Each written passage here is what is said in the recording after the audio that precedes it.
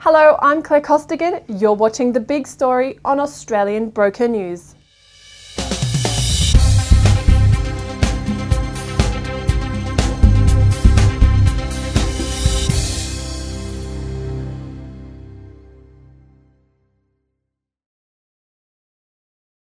A small ray of sunshine in the exit fees debacle, with a Senate inquiry recommending the government reconsider its decision to ban DEFs.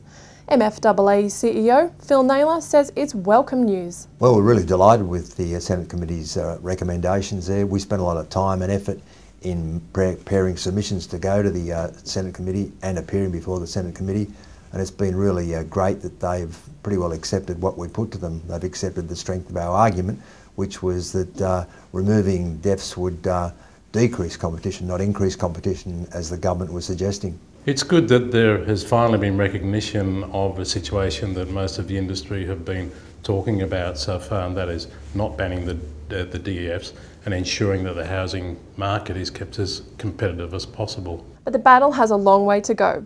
Senior partner at Gaydon's Lawyers, John Denovan, says unfortunately banning exit fees sounds great to consumers, even though it would have a negative effect. It's not going to be a popular thing to go to the public and say, we're going to stop the government banning exit fees. It sounds great, the rhetoric's excellent. You can change banks quickly, you can change lenders quickly, it won't cost you. Fact is, it will cost. It will cost because it costs a lending institution dollars to bring a client to bear, and it takes a time before they make a profit from that. I reckon this is the way to look at it. What about if we had a law that banned retail shops having sales? What's that got to do with this? Well, because when you go into a sale, it's 30% off, 40% off, but there's a term.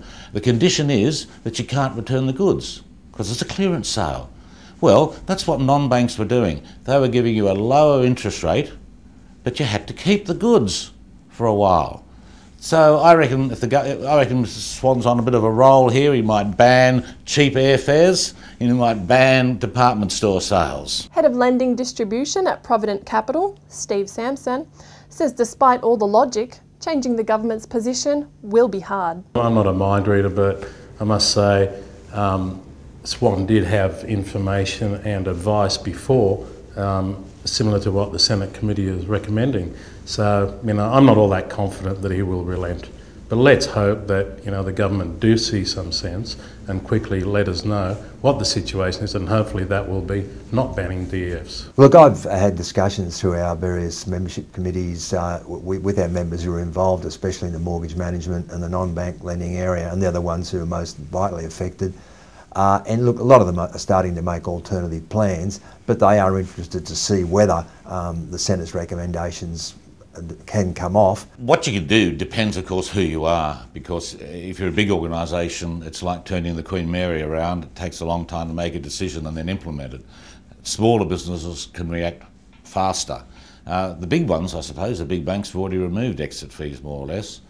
The others, I suppose, should start thinking about things, and there are other strategies available. Phil Naylor says other recommendations from the inquiry, such as the development of a RMBS support program, are also positive. The recommendation to boost the RMBS market is encouraging. What's even more encouraging is a recommendation that the committee made regarding getting the Treasury to investigate more closely the Canadian mortgage bond model.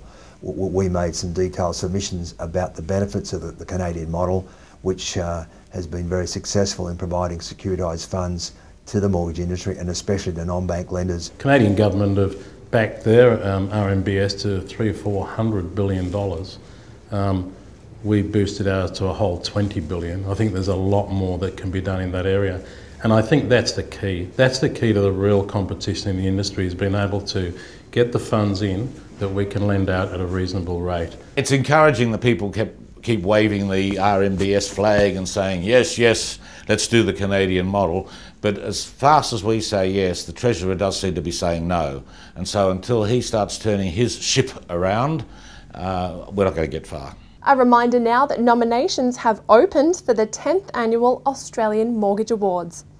Details can be found at australianmortgageawards.com.au. We look forward to seeing you at the industry's most prestigious event. I'm Claire Costigan. I'll see you again next week with the big story.